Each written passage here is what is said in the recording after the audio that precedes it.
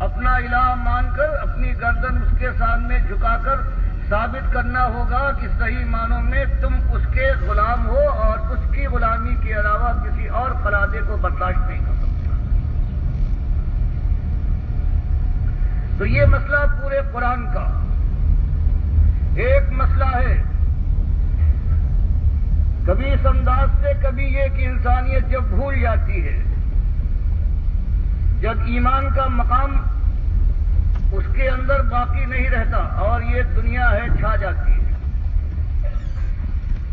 جب معیار بدل جاتے ہیں، جب ایمان پیراہن بن جاتا ہے کہ جس انداز سے انسان چاہے اسے پہنے اور جب چاہے اتار پھینکے۔ فرمایا جب کبھی ہماری رحمت جوش میں آئی ہے اور مشیت کا تقاضا ہوا ہے تو ہم نے انسانیت کو سمجھانے کے لیے جس کو بھیجا ہے اس نے یہی ایک ایمان کا مسئلہ اٹھایا ہے کہ بھائیوں ایک مسئلہ حل کر لو،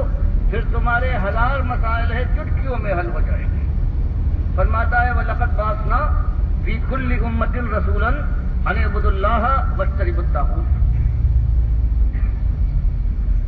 ارشاد فرمایا گیا کہ ایک ہی مسئلہ ہے، اور ہم نے جب کبھی جس قوم کے اندر وہ آزاد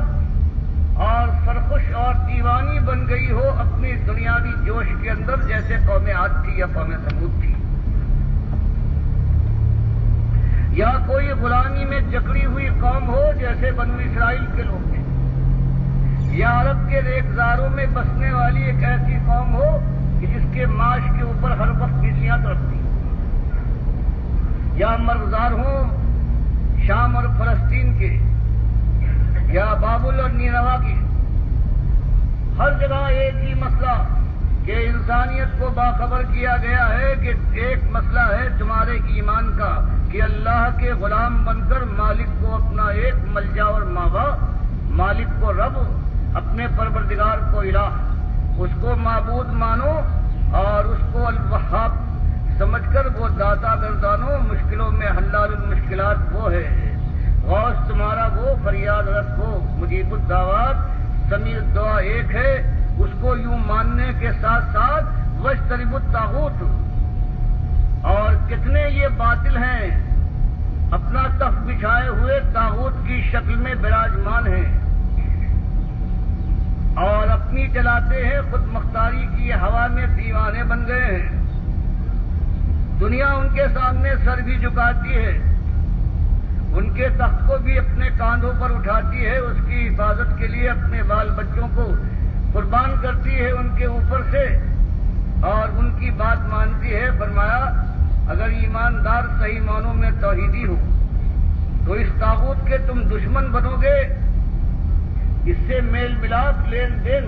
اور مداہنت کا کوئی موقع نہیں ہے۔ اللہ کو اپنا مالک مانتے ہو تو اللہ کے جتنے دشمن ہیں طاغوت کی شکل میں، چاہے خود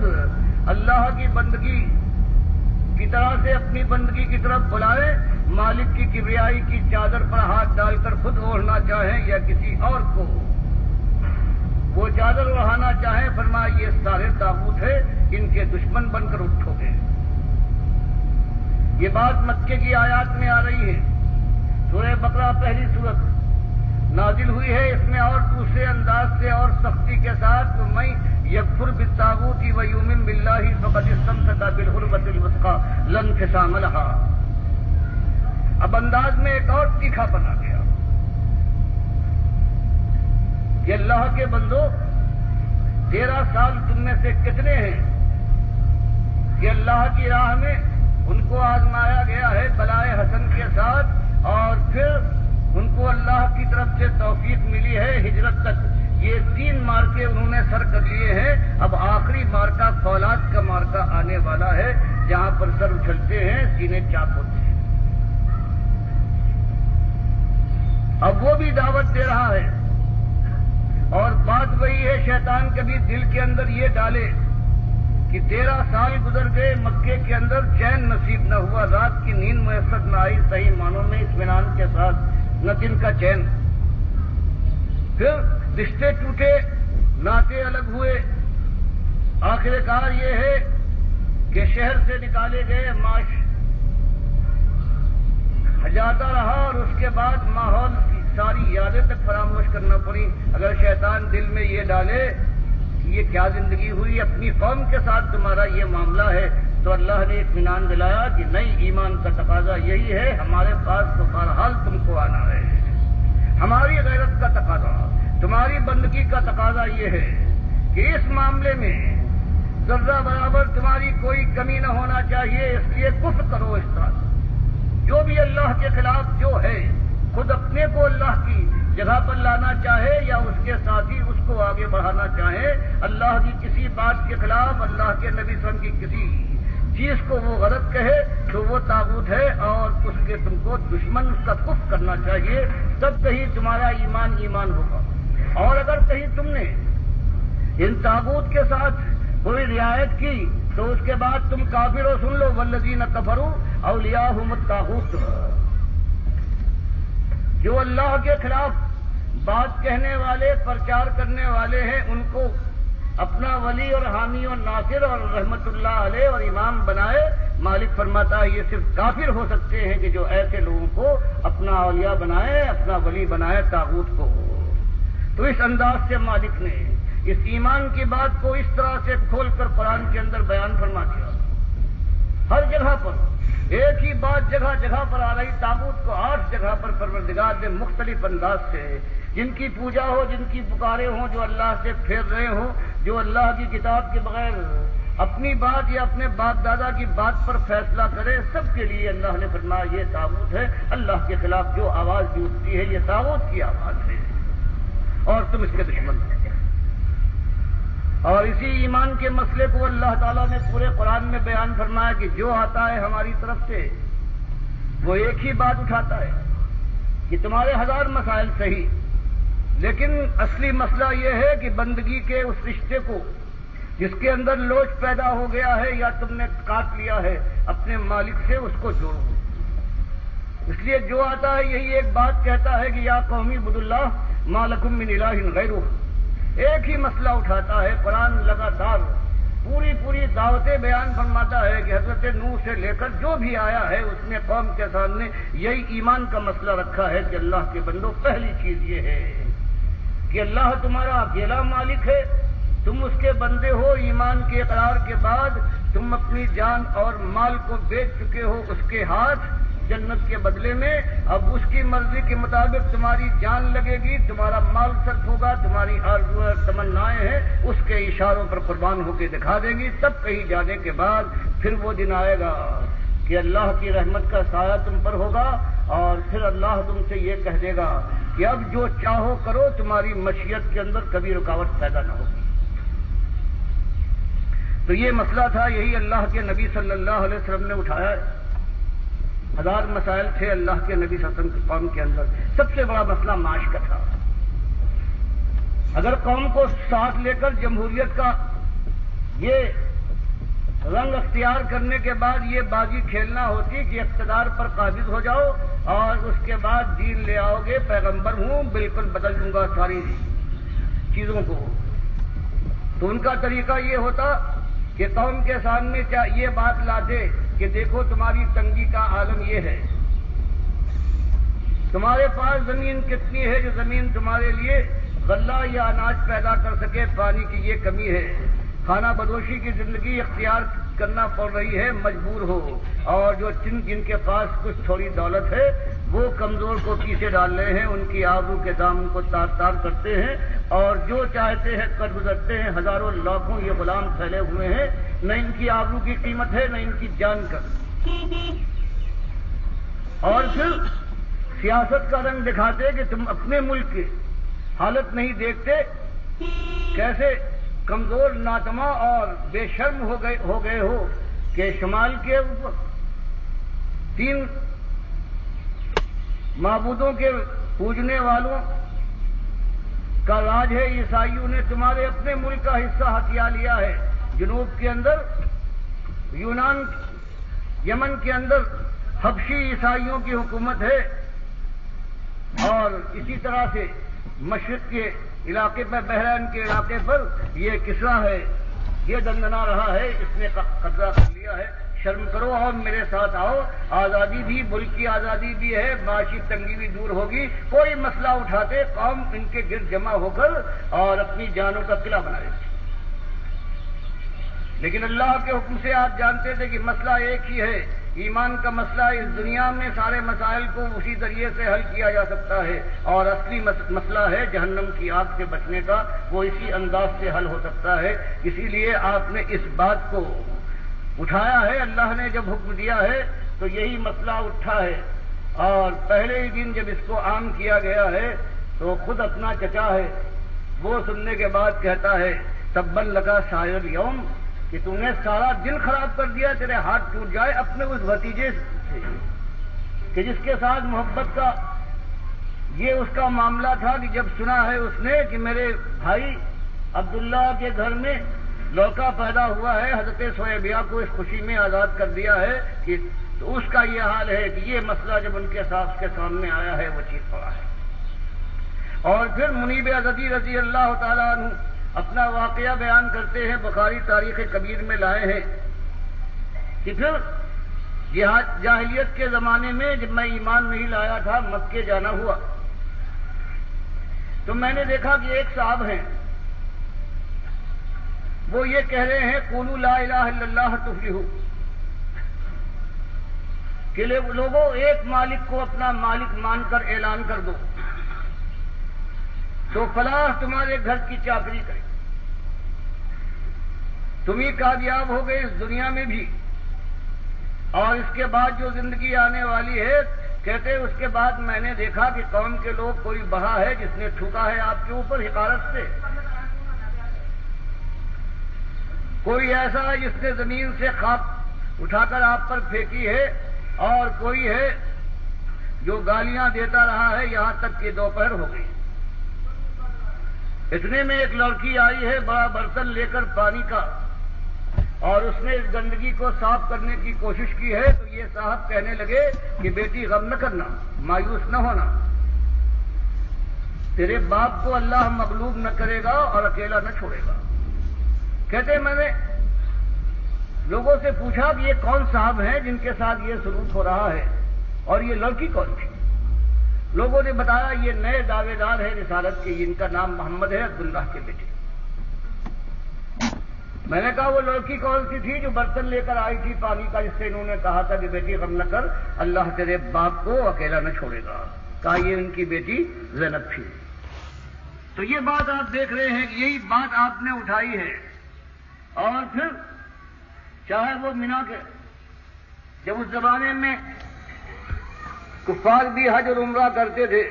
وہاں پڑا ہوا رہا ہے، اور اس کے بعد اللہ کے نبی صلی اللہ علیہ وسلم یہی بات پکارتے ہیں کہ لوگوں مسئلہ ایک ہے کہ تمہارا ایک قلعہ ہے۔ تو ابو جہل ہے، ابو لہب ہے کہ پیچھے سے پتھر لیے ہوئے پکارتا پھرتا ہے کہ دیکھنا اس کی بات نہ ماننا، یہ جھوٹا ہے، یہ تمہارے لات اور منات کے چہرے سے کھال اتارنا چاہتا ہے۔ تو صحابی جو بات کو ایمان لائے ہیں کہتے میں نے پوچھا یہ کون صاحب ہیں جو یہ بات کہہ رہے ہیں؟ انہوں نے بتایا کہ یہ محمد ہے، عبداللہ کے بیٹے، انہوں نے رسالت کا دعویٰ کیا ہے۔ میں نے کہا یہ جو سرخ انگارہ بنا ہوا پیچھے جا رہا ہے یہ کون ہے؟ کہا یہ ان کا چچا ہے ابو لہب۔ تو یہ مسئلہ ہوتا ہے کہ ہر جگہ کئی بلال رضی اللہ تعالیٰ عنہ کے ساتھ سلوک ہو رہا ہے، کبھی خباب ابن عرط رضی اللہ تعالیٰ عنہ کو انگاروں پر لٹایا جا رہا ہے، اور بخاری کی حدیث بیان کرتی ہے کہ یہی خباب ابن عرط رضی اللہ تعالیٰ عنہ کہتے ہیں کہ اپنے ساتھیوں کے ساتھ جو بلاکشان تھے اللہ کی راہ کے، ان کو لے کر میں پہنچا ہوں ڈھونڈتا ہوا، اور نبی صلی اللہ علیہ وسلم خانہ کعبہ کے سائے میں اپنی چادر سے ٹیک لگائے بیٹھے ہوئے تھے۔ ہم لوگ پہنچے ہیں، ہم نے عرض کیا کہ اللہ کے نبی صلی اللہ علیہ وسلم آپ دیکھ رہے ہیں کہ قوم نے کیا کیا ہے ہمارے ساتھ، کیا ہمارے لیے آپ اللہ سے دعا نہ کریں گے؟ حالانکہ کوئی ایسی بات نہیں کہی تھی۔ بخاری کی بہت سی روایتوں میں ایک میں یہ ہے کہ یہ سننے کے بعد آپ کا چہرہ غصے سے تمتما اٹھا، سرخ ہو گیا، سیدھے ہو کر بیٹھ گئے اور کہا اتنی جلدی؟ اس سے پہلے بھی یہی مسئلہ اٹھایا ہے ہمت وروں نے، اور ان کی قوم نے ان کے ساتھ یہ کیا ہے کہ مجبور کیا ہے کہ اس زبان کو بند رکھو، باپ دادا کے دین کو عیب نہ لگاؤ ورنہ تمہاری خیر نہیں ہے، ہم تم کو آروں سے چیر ڈالیں گے۔ فرمایا پھر جو انہوں نے کہا تھا وہ کر دکھایا۔ ہر موقع پر ان کو موقع دیا گیا کہ اب بھی اس توحید کی دعوت کو اور اس کے اعلان کو تم بند کر کے باپ دادا کے دین کی طرف واپس لوٹ آؤ، تو اللہ کے نبی صاحب نے بتایا کہ سارے موقعوں کو انہوں نے رد کر دیا، یہاں تک کہ ان کے سروں پر آرا منگا کر رکھ دیا گیا، ان کے مفرق پر جہاں مانگ نکالی جاتی ہے، اور پھر بھی انہوں نے کہا کچھ ہو جائے۔ اللہ کے نبی صاحب فرماتے ہیں اس کے بعد اس حالت میں ان کو زندہ شکل میں آروں سے چیر ڈالا گیا ہے اور یہ جمے رہے۔ یہ کلمہ ہے، یہ کہ لا الہ الا اللہ کی بات کے معنی یہ ہے کہ یہ سارے باطل طاقتوروں کو یہ للکار ہے، یہ اقتدار سے کہا جاتا ہے کہ تم اللہ نے تم پر جو احسان کیا ہے، احسان فراموشی کرنے والے خود مختاری کا دم بھرتا ہے، اس کے پیدا کیے پیدا ہوا، اس کے کھلائے کھایا ہے تو نے، اس کے مارے مرے گا، اور اس کے بعد اگر سیدھا نہ ہوا تو جہنم کی آگ کا ایندھن بنے گا۔ اب اللہ کا شکر ادا کر جو اس نے دیا ہے، خود مختاری کی روش سے باز آ جا تو کیا اس کے ماتھے پر بل نہ پڑ جائیں گے۔ اور یہ دولت والا، حرام کھانے والا جو خزانے کا صاحب بنتا ہے سود سے، بے ایمانی سے، فریب کاری سے، اور سب سے بڑا یہ فریبی جو اللہ کے دین کو بیچتا ہے، دنیا کا مال کھاتا ہے اور اس کے بعد اللہ کے راستے سے روک کر اس کو شیطان کی راہ پر ڈال دیتا ہے، سب سے زیادہ اس کا معاش، اس کا پیٹ ہے، جس کے لیے مالک نے فرمایا ہے کہ فما اصبرهم علی النار، یہ ظالم جانتے بوجھتے کھاتے ہیں، کیسے صابر، کیا کہنا، ان کی ہمت کی داد دو کہ جانتے بوجھتے اپنے پیٹ میں آگ بھر رہے ہیں اور آگ پر کس قدر قانے ہیں، کیسے شوقین ہیں۔ تو یہ مسئلہ اٹھتا گیا ہے، بڑھتا گیا ہے۔ بات یہی ہوئی ہے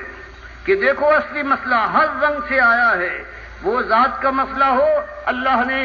کھول کر بیان کیا کہ اللہ کی ذات یہ بے مثال ہے، اس کی تو کوئی مثال نہیں ہے۔ اور فرشتے جو نور کے بنے ہوئے ہیں یہ اللہ کی بیٹیاں نہیں ہو سکتی، کیونکہ اللہ تو نور کا نہیں، اللہ نے تو نور کو بنایا ہے۔ اسی طرح سے یہود و نصارہ کا جو یہ شرک تھا، اس کا رد کیا۔ پھر جگہ جگہ مالک نے فرمایا کہ آخر شرک کی بنیاد تو یہی ہے کہ تم اللہ کے علاوہ دوسروں کو جو اس کی جگہ پر بناتے ہو، تو اس عقیدے کے ساتھ کہ جو ہم کرتے ہیں ان حضرت کو معلوم ہو جائے گا اور ہم پکاریں گے وہ سن لیں گے، ہماری بندگی سے وہ خوش ہوں گے، گودے بھریں گے، مشکلات دور کریں گے، اور اس کے بعد ہمارے گھروں میں اگر چاہیں گے تو ہن برسوائیں گے۔ تو مالک نے اس کو پورے قرآن میں سورہ بقرہ سے لے کر آخر تک اسی بات کو رد کیا جو بنیاد ہے شرک کی، اور وہ ہے علم کا شرک۔ مالک نے کہا فرشتوں کو پوجنے والوں، اللہ کی بیٹیاں بنا کر، ان کا تو عالم یہ ہے کہ ان کے سامنے ہم نے کچھ چیزیں رکھ دی اور ان سے کہا کہ ذرا نام بتاؤ، قالوا لا علم لنا الا ما علمتنا۔ فرمایا یہ فرشتے ہیں، ان کے سامنے چیزیں رکھی ہیں، ان کے علم کا عالم یہ ہے کہ اس کا کوئی جواب نہیں دے سکتے۔ تم لوگ پکارتے ہو کبھی یا ابراہیم اغثنی، اور کبھی یا اسماعیل کا نعرہ لگاتے ہو، اور یہود و نصارہ کبھی حضرت عزیر کو اور کبھی حضرت عیسیٰ کو آواز دیتے ہیں اور سمجھتے ہیں ان کو خبر ہو جائے گی۔ تو مالک نے فرمایا پیغمبروں کا عالم دیکھو، ہمارا خلیل ہے، ہم نے اس کو کتنی چیزوں میں آزمایا ہے اور سب کچھ یہ کر گزرا ہے، آزمائش میں پورا اترا ہے۔ جب اس کے پاس ہم نے فرشتے بھیجے ہیں اس کو خوشخبری سنانے کے لیے کہ تمہاری دوسری بیوی سارا کے بطن سے اللہ پیغمبر پیدا کرے گا، اور اس کے بعد پھر قوم لوط کے اوپر ان کے ذریعے سے عذاب آئے گا۔ اور جب وہ پہنچے ہیں انسانی شکل میں تو قرآن جگہ جگہ بیان فرماتا ہے کہ علم غیب کا عالم دیکھ لو، یہ ہمارا خلیل ہے، یہ نہیں پہچان پایا کہ یہ فرشتے ہیں، ان کو انسان سمجھا اور ان کی پذیرائی اور مہمان نوازی کے لیے کھانا تیار کیا، لے کے باہر آیا ہے، اور جب انہوں نے ہاتھ نہیں بڑھایا دل میں خدشہ پیدا ہوا کہ یہ دشمن معلوم ہوتے ہیں۔ جب یہ صورت دیکھی ہے فرشتوں نے، یہ گھبرا رہے ہیں، سمجھ نہیں پائے، تب انہوں نے بتایا کہ آپ گھبرائیے نہیں، ہم فرشتے ہیں، ہم کھانا نہیں کھاتے، تو اللہ نے ایک واقعے سے 3 باتیں کہ دیکھو نہ تو ہمارا پیغمبر یہ غیب کی بات سے واقف ہے ورنہ اتنی مشکل برداشت نہ کرتا، نہ فرشتوں کو یہ علم ہے ورنہ فرشتے کہہ دیتے کہ پیغمبر صاحب اندر نہ جائیے، کھانے کا انتظام نہ کیجیے، آپ اس غرض سے جا رہے ہیں، ہم فرشتے ہیں، ہم نہیں کھائیں گے، آپ کا وقت بھی خراب ہوگا اور آپ کا مال بھی۔ اور جن کو خوشخبری سنائی گئی ان ولیاء کو، حضرت سارہ کو، اگر ان کو خبر ہوتی کہ یہ فرشتے آئے ہوئے ہیں انسانی شکل میں تو حضرت ابراہیم سے وہ کہتی کہ آپ یہ تکلیف نہ کیجیے، نہ مجھے تکلیف میں ڈالیے، تو فرشتے ہیں۔ تو مالک نے اس کی جڑ کاٹی، پھر بتایا کہ دیکھو یہ جو قبروں کے باسی ہیں جن سے تم مانگتے اور جن کے سامنے جا کر ماتھے رگڑتے ہو، جیسے اہل کتاب کا خاص طریقہ ہے، اور تم لات کی قبر کے پھیرے لگا کر ان کا عرس مناتے ہو، اور تمہارا خیال یہ ہے یہ یہاں سے جانے کے بعد بھی تمہاری پکاروں کو سنتے ہیں، تمہارا ملاحظہ کرتے ہیں، تمہاری باتوں کو سننے کے بعد تمہاری مرادیں بدلاتے ہیں یا کوشش کرتے ہیں، بات پہنچاتے ہیں۔ تو مالک نے فرمایا دیکھو ہمارا ایک پیغمبر ہے، وہ گزرا ہے، ایک برباد کریے سے ہم نے اس کو خبر دی تھی کہ یہ پھر آباد ہوگا۔ وہ کہتا ہے انا یحیی ھذہ اللہ بعد موتھا، کہ مالک یقین تو ہے تو نے یہ فرمایا ہے لیکن سمجھ میں نہیں آتا کہ یہ برباد بستی ہے یہ کیسے پھر سے آباد ہو جائے گی۔ مالک فرماتا فماتہ اللہ مئۃ عام ثم بعثہ قال کم لبثت قال لبثت یوما او بعض یوم۔ فرمایا اس کے بعد ہم نے 100 سال کے لیے اس کو موت دی، موت کے بعد ہم نے پوچھا 100 سال کے بعد جگانے کے بعد کہ تمہارے خیال میں کتنی دیر یہ کیفیت ہوگی کہ تم بے ہوش رہے ہو، اس بات کی کیفیت میں تم نے گزاری ہو گھڑیاں؟ تم نے جواب دیا کہ مالک میرے خیال میں 1 دن گزرا ہوگا یا 1 دن سے بھی کم۔ تو مالک فرماتا 1